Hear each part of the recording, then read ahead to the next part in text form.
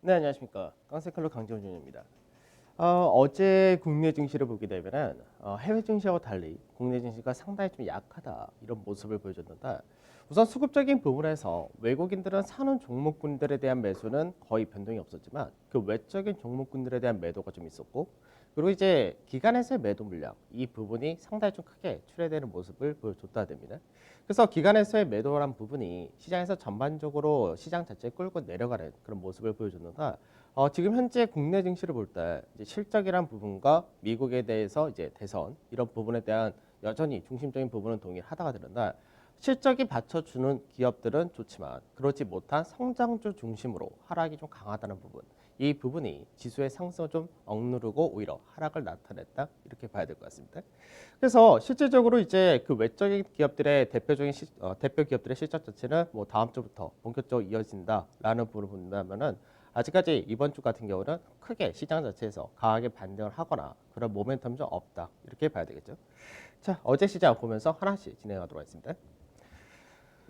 먼저 이제 어제 지수를 보게 되면은 지수가 2,380포인트, 그래서 0.94% 하락해서 마감이 되었고요. 거래 대금은 11조, 거래 대금은 요 최근 들어서 10조에서 11조 사이 비슷하다 이렇게 보시면 되겠습니다. 외국인 같은 경우가 계속해서 매수세를 보이다가 이제 어제 같은 경우가 한 360억 정도 매도를 했다가 되고요. 기관에서가 3,700억 정도의 매도를 했다가 되죠. 근데 이 기관에서의 매도가 실제로 프로그램 같은 경우는 1,000억 정도 나왔기 때문에 그 외적인 부분이 대부분 투시라든지 연기금 이런 데를 중심으로 매도가 나왔다 됩니다.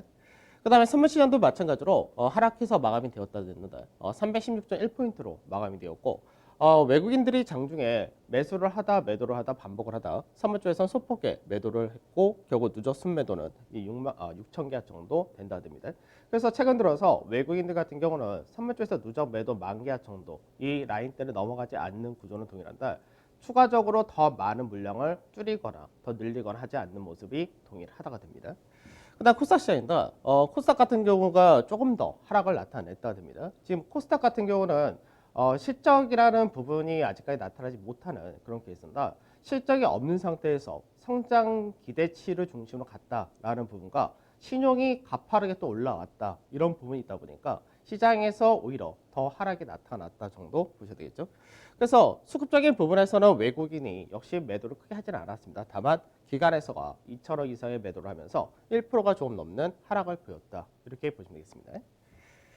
자, 중국 증시 같은 경우도 이제 어제 소폭의 하락을 나타냈다. 다만 중국 같은 경우는 그 앞전에 상승을 강하게 했던 그런 부분이 있었기 때문에 어느 정도 차익 실현 물량을 소화하는 과정이다. 이렇게 봐도 문제가 없을 것 같습니다. 구체적으로는 뭐 특별하게 내용이 있었다라기보다는 이제 뭐 코로나가 재확산된다라는 우려가 좀 있었다 정도와 그 다음에 반대로 IMF에서 중국의 경제 성장 전망치를 앞전에 1%에서 1.9%로 상향을 했다. 그만큼 중국의 경기라든지 이런 부분이 현재는 굉장히 양호하다. 이렇게 보시면 되겠죠. 자, 그 다음에 미증시입니다. 미증시도 소폭의 하락이 이어졌다가 됩니다. 그래서 미증시도 사실 지난주까지 상당히 강한 흐름을 이어왔었던 그런 케이스였고 그에 따른 차익 실현이 좀 떨어진다 정도 보시면 될 것 같은데 구체적으로는 이제 어닝 시즌이 진행이 되고 있는데 이제 은행주 같은 경우가 먼저 실적 발표를 했습니다. 그래서 실적은 예상치를 하향 기업이 있었고 상향 기업이 있었고 다 나눠진다 하는데 미국에서의 부양책, 추가 부양책 자체가 나오지 못한다는 부분이 향후 실적에 대한 우려감을 좀 증폭시켰다가 됩니다. 그래서 실적 발표 후에 금융주 같은 경우는 하락폭을 좀 키운 그런 모습을 보여줬다 정도 되고요. 그 다음에 일부 기술주에 대해서는 목표가를 상향하고 그런 모습이 있긴 했는데 기술주가 앞전엔 변동이 굉장히 컸었고 이제 어제 같은 경우도 소폭의 변동이 있었다 정도만 보시면 되겠죠. 그리고 이제 다시금 미국 내에서도 코로나 신규 확진자 수가 증가를 한다. 여기에 따른 우려감이 증폭이 된다. 이런 부분이 미증시에서 소폭 하락을 나타냈다 됩니다. 그 다음에 추가 부양책 이 부분은 앞전에 이제 트럼프가 했던 말을 좀 생각을 해야 된다. 미 대선 전까지는 이제 합의할 거 없다라고 했다가 그 다음에 소규모의 부양책 일부를 할 것이다라고 했다가 계속 말이 바뀌는다. 결국 이제 문호신 재무장관 이쪽에서 이제 대선 전까지는 합의가 되지 않을 것 같다라는 얘기가 나왔다 됩니다. 그래서 실제로 차라리 지금 현재 구간에서 미 대선까지가 약 20여일 남아있는 상태에서 합의를 아예 안 할 것이다 라고 시장에서 인식하는 것이 더 나쁘지 않다가 되지 않을까 싶습니다. 그래서 우선은 업종별로는 원유 서비스라든지 경기 관련된 소재, 운송 이런 쪽이 강세되었고 이제 금융이라든지 통신, 헬스케어, 반도체 이런 쪽이 약세되었는데 조금 재미있는 거는 앞전에 미증시 같은 경우가 코로나가 재확산된다라고 할 때는 이제 그 관련된 종목들이 강세됐다면 오히려 어제 같은 경우는 코로나 확진자 수가 증가해서 다시 그 우려가 높아진다 이런 얘기가 나올 때 오히려 코로나 수혜주다라고 했던 쪽이 오히려 하락을 하고 반대로 경기 관련주가 강세에 뛰는 모습을 보여줬다는 겁니다. 그래서 실제적으로 이제 미증시 자체가 약간 미증시도 국내증시도 마찬가지로 어느 정도 업종별 종목별로 차별화가 이어지는 모습을 보여준다 정도 보셔야 되겠습니다. 변동성 지수는 소폭 상승해서 26.4였고요. 유가는 41분선까지 올라왔다 됩니다. 그다음 MSCI 코레인데스 같은 경우는 0.79% 정도 하락을 했기 때문에 실제로 이제 전에 국내 증시가 하락을 하고 그다음 미증시가 하락한 부분은 거의 상관이 없었다. 그래서 최근 들어 국내 증시와 미증시가 동조화가 안 되는 그런 모습을 보여주다 그 영향을 받았다로 보시면 되겠죠. 달러인데스는 뭐 비슷하게 93.3 정도에서 마감되었고 원달러 환율도 최근 들어서는 거의 동일한 구간대에서 움직인다. 변동이 없었습니다. 자, 나스닥 지수 한번 보도록 하죠. 나스닥 지수가 지금 가파르게 많이 올라왔죠. 그래서 실질적으로는 이제 연중 고가 라인 때, 이제 9월 초에 고가 라인 때까지 왔기 때문에 당연히 시장에서 이 구간에서는 숨고르기 조정 이 부분은 필요하다가 됩니다. 그래서 미증시에서 지금 이틀 동안 소폭의 조정이 나타났다든가 기본적인 박스권 전체는 만들었고요. 그 다음에 중간 마디 정도에서 지지 테스트를 받을 거냐 이 정도의 차이가 되지 않겠습니다. 그래서 이번 주 금요일 날이 미국에서의 옵션 만기일이 있기 때문에 거기에 따라서 이 구간까지 숨고르기 조정하고 그 다음에 방향을 다시금 위로 잡아주느냐 이 정도가 되지 않을까 싶습니다. S&P 지수도 마찬가지죠. S&P 지수도 이미 역회된 쇼도 패턴을 만들면서 전고점 근처까지 왔다가 되고 이틀 동안의 조정을 보여줬다가 된다. S&P 지수 같은 경우가 이제 박스권의 요 상단 자리 3,400포인트 자리대를 내려올 거냐 아니면 현재 박스권의 중간 마디에서 반등을 할 거냐 이 정도의 차이가 되지 않겠습니다. 그래서 시장에서 미증시가 소폭 조정을 이틀 동안 받았다든가 국내 증시는 사실 상승분을 반영을 제대로 못했고 하락분에 대해서는 이미 선반영을 했다 정도 되기 때문에 어느 정도 미증시가 하락했다 해서 국내 증시가 추가적 하락이 뭐 강하게 떨어진다 이렇게는 볼 필요 없을 것 같습니다. 자, MSCI 코리아인덱스 바로 보죠. MSCI 코리아인덱스를 보게 되면 박스권의 상단 자리에서 지지받는 과정은 거의 비슷하다가 됩니다. 그러면 MSCI 코리아인덱스 같은 경우가 0.79% 하락을 했다 되죠. 그러면 왜 상대적으로 국내 증시보다 MSCI 코리아인덱스가 더 강한 흐름을 보여주느냐 이렇게 얘기하면 답은 하나입니다.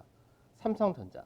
그러니까 어제도 삼성전자는 시장에서 하락이 나오는 동안에도 결국 보합으로 마감이 되었다는데 MSCI 코리아 인덱스에서 삼성전자의 비중이 더 높기 때문에 삼성전자 빠지지 않았던 부분이 결국은 상단을 지켜줬다는데 여기서 추가적인 조정이 나온다 되면은 추가적으로 21선이 있는 가격대까지 추세 라인대이기 때문에 거기까지는 열어두셔야 된다 정도 보시면 될 것 같고 그렇지 않고 이제 반등이 나올 수 있느냐 이 부분인데 반등이 나오려면은 오늘 국내 증시가 양봉이 나와줘야 된다 정도 이렇게 체크하시면 되겠습니다. 자, 어제 시장 보도록 하죠.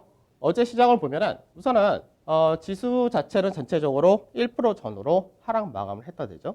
가장 하락을 많이 했다 된 쪽에 이제 통신이었는데 통신 같은 경우가 이제 어제 SK텔레콤이 이제 물적 분할을 한다 이 부분이 나오면서 시장에서 하락이 좀 컸다 정도가 되고요. 그 외적으로 이제 산업재 전체적으로 또 하락이 나타났다 됩니다. 그리고 이제 제약이라든지 은행 역시 전체적으로 하락이 나타났다 되죠. 반면에 강세를 띄었다 된 쪽에 결국 이제 IT 쪽에서가 제한적인 하락이 나타났다 이런 케이스였고 유틸리티, 한국전력과 일부 의료업종 그리고 인터넷 이쪽에서 특히나 이제 서비스 쪽에서는 광고 관련 이런 쪽에서가 강세를 띄면서 상대적으로 아주 강하게 움직인 거 없었는가 전체적으로 약세 하락이 커졌다가 됩니다. 그래서 시장에서 어떻게 보면은 지금 현재 지수 자체가 지수 자체는 고가 대비해서 하락폭이 2%대 정도밖에 되진 않는다. 실제로 체감은 많이 안 좋다. 이렇게 되는 케이스입니다. 결국은 삼성전자를 비롯한 일부 시총상위 전체가 계속해서 받치는 반면에 그 외적인 쪽에서 약세가 더 커진다 되는데 약세가 커진 쪽이 성장주 쪽이 더 심하다 됩니다. 그래서 성장주 같은 경우는 그동안 시장에서는 과하게 올라갔던 부분과 어닝 시즌하고는 현재 성격이 맞지 않는다는 부분 그 부분이 체감지수 더 안 좋게 만든다. 이렇게 보셔야 되겠죠. 자, 수급을 보도록 하죠. 외국인 같은 경우 어제 매도가 소폭 나왔다고 말씀드렸는데 외국인의 매수가 가장 많은 쪽이 삼성전자, 이 부분 거의 변동이 없는 것 같습니다.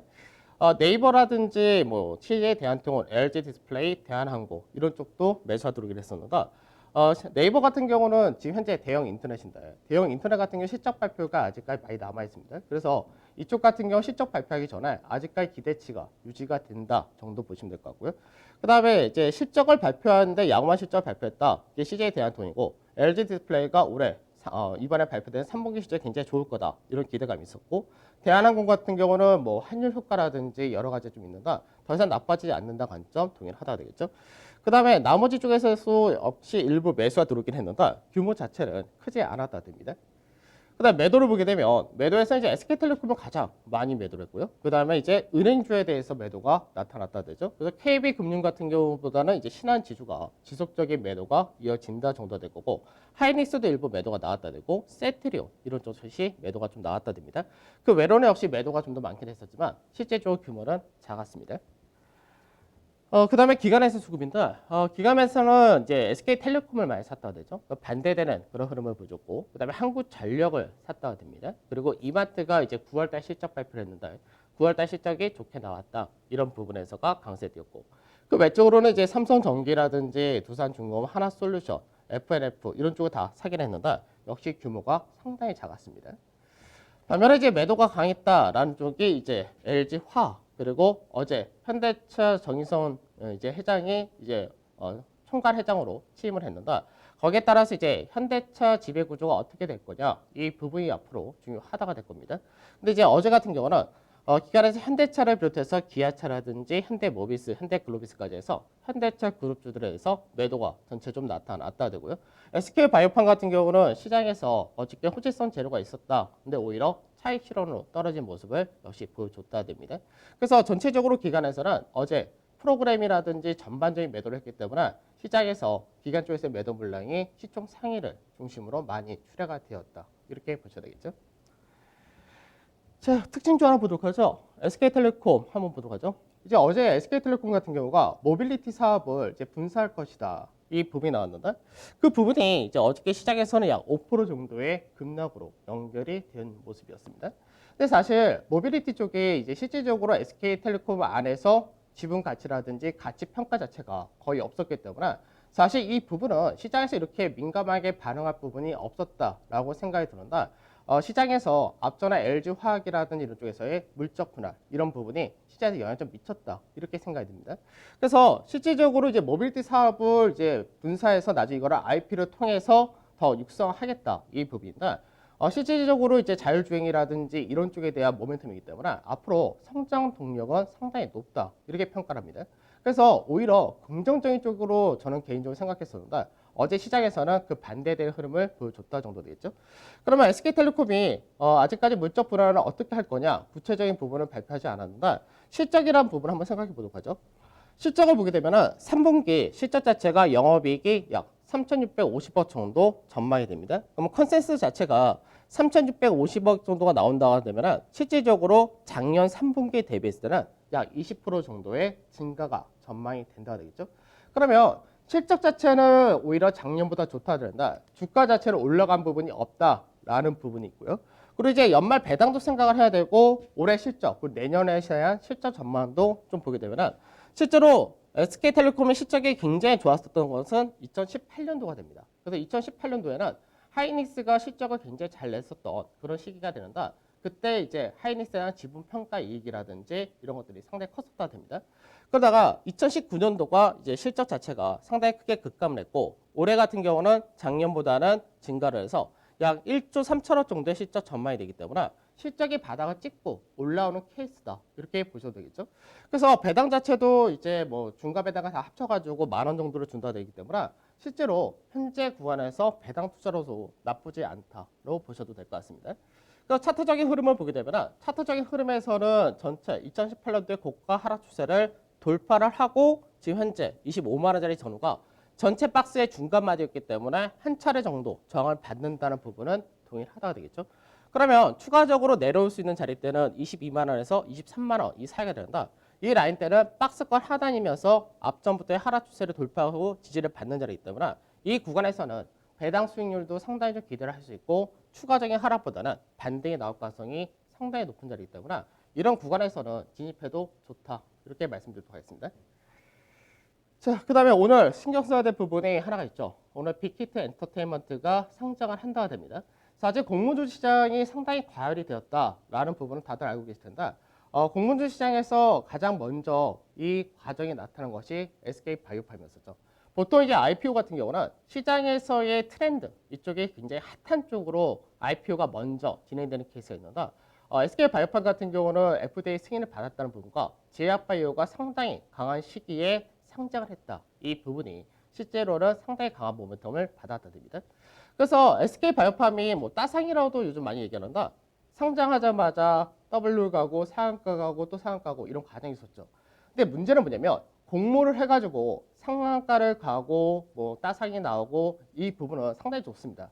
근데 대부분의 이 공모주 시장이 요즘 과열이 되다 보니까 청약금 대비해서 받는 물량이 상당히 작습니다. 근데 문제는 개인 투자분들이 그 물량을 가지고 어느 정도 수익이 났을 때 파시면 좋은데 물량이 워낙 작다 보니까 더 갈 거야라는 기대감이 있고 너무 아쉽다는 부분이 있죠. 그러다 보니까 오히려 거래량이 터지기 시작하는 구간에서 더 사는 경우가 상당히 많은데 실제로 SK바이오팜 같은 경우는 앞전에 거래가 실렸을 때 가장 빠르게 살 수 있던 구간대가 실제로는 19만 5천원에서 20만 원 사이가 됩니다. 그리고 오히려 거래량이 강하게 실리면서 만들었을 때가 27만 원 이런 자리대까지 상당히 강하게 올라갔던 케이스였는데 그 이후에 어떻게 됐냐? 계속해서 하락을 하고 오히려 거래가 처음으로 형성되었던 19만 원에서 20만 원 사이 이 라인대가 저항으로 인식이 된 케이스였죠. 그러면 결과적으로는 어떻게 되냐? 최고가 대비해서 딱 50% 정도의 하락폭을 만들고 그러고 나서 반등이 나온 케이스인데 지금 SK바이오팜 같은 경우를 보게 되면 이제 추세 라인대를 넘어갈 수 있는 자리대를 어제 한번 건드렸다 정도 됩니다. 그러면 차트적인 모양상에서는 현재 추가적인 조정 이후에 강세로 추세를 넘어갈 거냐 이런 과정이 나오는데 그러면 이게 중요한 게 뭐냐면 신규로 이제 종목을 공략하거나 하신 분들은 나중에 확인하고 사시면 되는 그런 케이스가 되는데 기존에 샀던 분들은 오히려 굉장히 큰 손실을 받아야 되죠. 그래서 실질적으로 공모주 시장에서 거래량이 많이 터지고 그리고 시장에서 기대치보다 훨씬 더 주가가 많이 갔을 때는 오히려 주의를 하셔야 된다는 부분을 생각하셔야 됩니다. 그래서 카카오게임즈도 마찬가지죠. 카카오게임즈도 마찬가지로 카카오가 워낙에 시장에서 강세 띄고 주도주다 이렇게 되다 보니까 사실 카카오게임즈 같은 경우는 대표할 수 있는 그런 게임이 현재는 그렇게 나타나지 못한다고 됩니다. 다만 플랫폼 사업자로서 어느 정도 지위를 가지고 있다 정도 이렇게 되는 케이스인데 카카오게임즈도 결과적으로는 상당히 따상이란 부분이 나타나고 급등이 나타나고 그리고 카카오게임즈가 거래가 실질적으로 가능해졌던 구간대가 7만 5천 원 전후였습니다.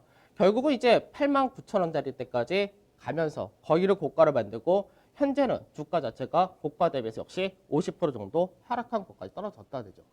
그만큼 시장에서 과하게 평가를 받고 시장 분위기에 따라서 올라가는 종목들이 결국 문제가 많이 됩니다. 그래서 오늘 왜 SK바이오팜과 카카오게임즈를 말씀드리냐면 빅히트 엔터 같은 경우는 물론 시장에서 약간은 틀릴 수가 있습니다. 뭐 시장에서 일부는 빅히트 방탄소년단의 팬클럽이라 하는 그쪽에서 많이 사줄 거다 뭐 이런 얘기를 하기도 하는데 과하게 올라가고 거래를 많이 실렸다라고 했을 때는 차라리 좀 더 지켜보고 나중에 시장 방향 보고 그리고 나서 진입해도 좋지 않을까 그런 부분에서 공모주에 대해서 신규 상장돼서 가파르게 올라가거나 거래하시는 거는 좀 주의를 하시면서 보셔야 될 것 같습니다.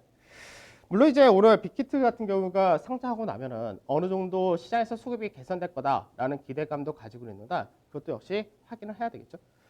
자, 지수를 보도록 하죠. 대형 지수를 보게 되면은 대형 지수는 현재 중소형 지수와 코스닥 지수와 다르다라고 말씀드렸는데 대형 지수 같은 경우는 채널 패턴으로 간다고 말씀드렸죠. 그럼 채널 패턴에서 중간 마디대에서 지지를 밟고 갈 거냐, 돌파하고 지지를 밟고 갈 거냐 이 두 가지 그룹이다 말씀드렸는데 지금 현재는 지지를 밟고 갈 가능성이 높아진다 됩니다.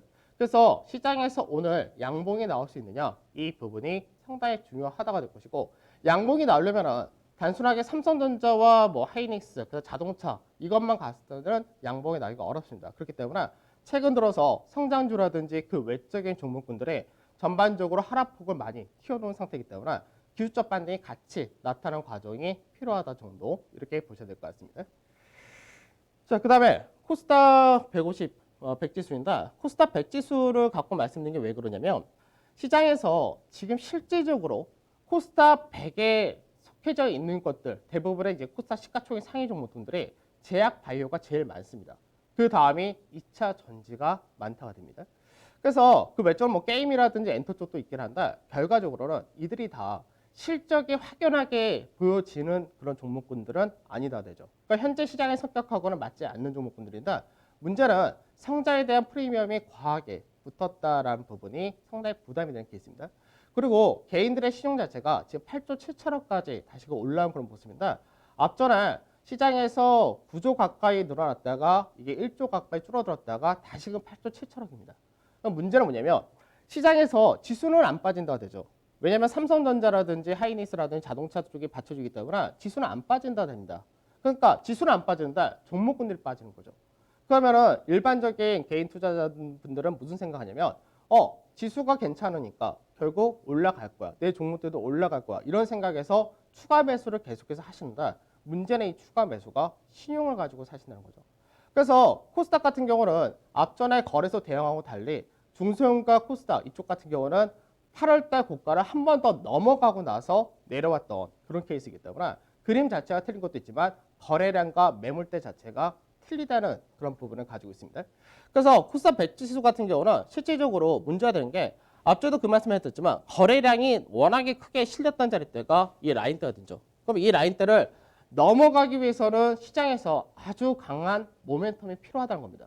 그럼 현재는 이쪽은 실적하고는 상관이 없으니까 실적 모멘텀도 못 받는다 되고 그러면은 결과적으로는 미 대선의 결과에 따라서 추가적인 성장 동력이 나오거나 아니면은 뭐 시장에서 요즘 개인들이 계속해서 얘기하는 양도세 부분 관련해서 굉장히 우호적인 부분이 나오거나 그런 과정이 나오지 않는다면은 시장에서 결국 매물을 넘기지 못한다 되죠. 사실 개인 투자자분들이 가장 못 견디는 부분 중에 하나가 뭐냐면 상대적인 박탈감입니다. 지금 시장에서는 사실 수익을 낸다 그리고 수익을 유지한다는 쪽이 사실 일부 IT와 자동차를 갖고 그 외적 시적 호전주를 갖고 있지 않는 이상은 거의 힘들다가 되어 있습니다.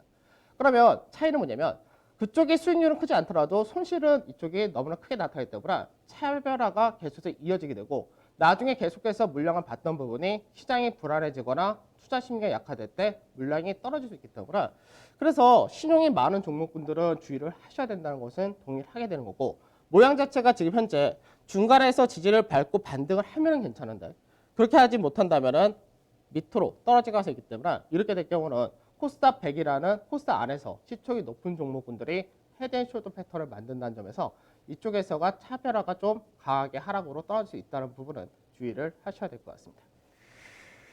시장 자체가 제일 어려운 시장이 뭐냐면 지수는 올라가는데 내 종목이 안 올라가거나 지수는 이제 차라리 다 빠지면 괜찮은데 지수는 옆으로 횡보 왔다 갔다 박스권인데 내 종목이 빠지거나 이럴 때가 가장 힘든 시장입니다. 상대적인 부분인데 이게 앞전에 시장에서 국내 증시가 무너지고 올라올 때 너무 과하게 올라갔던 부분이 있기 때문에 이 후유증이라든지 이 시간이라든지 매물 소화하는 과정 이게 상당히 좀 길 수 있다는 부분은 염두를 하셔야 될 겁니다. 자, 그다음에 미증시는 이제 거의 지금 바이든과 민주당 상원이 뭐 될 것이다라는 확률 자체가 계속해서 높아지고 있는 그런 케이스입니다. 뭐 일각에서는 87에서 90% 정도까지도 이제 당선 확률이 높아졌다 이런 얘기가 나오기도 합니다. 그래서 이쪽은 거의 변동이 없을 것 같습니다. 다만 이제 추가 부양책이란 부분 이게 현재는 결과적으로는 대선 끝나거나 가능할 것이다 이런 얘기가 나오는데 차라리 그게 확정된 게 낫습니다. 시장에서 부양책 할 것 같아 안 한대 그 다음에 다시 할 것 같아 안 한대 이런 식으로 반복되는 거는 오히려 정책적인 불확실성을 키우는 부분이기 때문에 안 한 것이 현재는 낫다 이렇게 보고 있습니다. 그러면 결과적으로는 나중에 경제지표가 10월달 경제지표가 안 좋게 나올 수밖에 없는데 이 부분이 미 대선에서의 결과에 따라서 상쇄될 수가 있기 때문에 차라리 지금 현재는 추가 부양세에 대한 기대 자체가 없는 게 낫다가 될 수가 있습니다. 그 다음에 바이든 정책이란 부분 제가 아까 미증시에 대해서 얘기했던 부분이 예전에 코로나가 확산된다 그러면은 빵 관련된 언택트 쪽이 굉장히 가파르게 올라갔었는데 이번 같은 경우는 코로나 신규 확진자 수 올라간다 근데 언택트 쪽이 오히려 빠진다 되죠. 이게 정책적인 부분과 바이든의 당선 가능성이 나눠지기 때문에 그렇습니다. 그래서 친환경이라든지 자유물질, 대규모 재정정책 이런 부분은 동의하다가 되는 거고 이쪽 관련주들은 여전히 괜찮은 흐름을 보여준다 되겠죠. 그다음에 국내 증시가 현재까지 실적 발표 예상치 다 서프라이즈가 나오고 있습니다. 그래서 다음 주에 이제 자동차라든지 화학이라든지 철강이라든지 대부분의 경기 관련된 쪽이 다 실적 발표를 한다. 대부분 실적이 다 좋을 것으로 전망이 되고 있습니다. 그래서 이런 부분은 코스피 대형이 밸류 부담이 없는 거지. 오히려 그렇지 못한 쪽은 밸류 부담이 여전하다라는 부분을 생각을 하셔야 되겠죠. 그래서 실질적으로 국내 기업들의 실적이 잘 나온다. 이 부분이 결국 불확실성이라든지 어느 정도 수급적인 부분이 완화되면 추가적으로 윗자리로 올라가기는 어렵지 않다가 될 겁니다. 자, 오늘 빅히트엔터 상장이 있다는 거. 그래서 연말까지 대형 IPO는 이제 종료가 된다가 됩니다. 그래서 이 부분이 종료가 되고 결국 이제 11월 달 미 대선이라는 부분도 종료되고 그렇게 되면 결국 나중에는 실적 모멘텀, 내년에 대한 성장 기대감, 정책 모멘텀, 그리고 배당 이렇게 돌기 때문에 결국은 시장에서 경기 관련 중심의 실적 개선 가치주 이쪽이 계속해서 비중 확대 지속이 되어야 되고 유지가 되어야 된다 보셔야 되겠습니다. 그러니까 지수 밴드는 2360에서 2450인가 윗자리 2410포인트를 올라타고 안착했으며 2450을 기대할 수 있었다 이렇게 생각이 들지만 지금 현재는 2360이라는 자리대를 지켜주느냐 이게 중요할 것 같고 코스닥은 여전히 똑같습니다. 835라는 중심 가격을 해서 위냐 아니냐 변동이 크다라는 부분. 반도체 중심 IT 이쪽의 실적이 여전히 좋고 외국인의 수급도 좋다고 되겠죠. 자동차 같은 경우는 이제 지배구조 관련해서 두 가지로 얘기를 한다. 현대차, 현대모비스를 가지고 갈 거냐, 현대모비스, 글로비스를 가지고 갈 거냐 이 정도로 하고 있습니다. 그래서 지배구조 관련하고 그 외적인 현대차 그룹 전반적으로가 모멘텀을 좀 주지 않을까 이렇게 보는 건 동일하게 보시면 될 것 같고 배당 같은 경우는 내일 자세하게 배당 수익률 관련해서 설명을 해드릴 텐데 은행 쪽이 그나마 좋다 됩니다. 다만 신한지주 같이 외인들의 매도가 계속해서 나오는 종목은 배제를 하시는 게 좋겠죠. 근데 납폭과대 대형 경기 민감해서 철강 조선 건설 여전히 좋다라고 부른다. 이쪽도 아직까지는 시장 대비해서 아주 강하다 이런 부분은 없습니다. 다만 시장 정도를 유지한다 정도 되겠죠. 그래서 실적 발표 이후에 실적 바닥 확인 상승 이런 기대를 아직까지 가셔도 될 것 같습니다. 자, 이번 주 사실 미증시를 봤을 때는 기대를 좀 많이 할 수 있지 않았을까 이런 생각을 했었는데 결과적으로는 성장주가 좀 부담을 계속해서 맞는다와 개인들의 신용 물량이 부담된다 정도 보시면 되겠죠. 근데 어느 정도는 나중에 불확실성이 서서히 거친다 이렇게 보고 있기 때문에 이 부분만 잘 넘어가면 되지 않을까 싶습니다. 저는 내일 찾아뵙도록 하겠습니다. 감사합니다.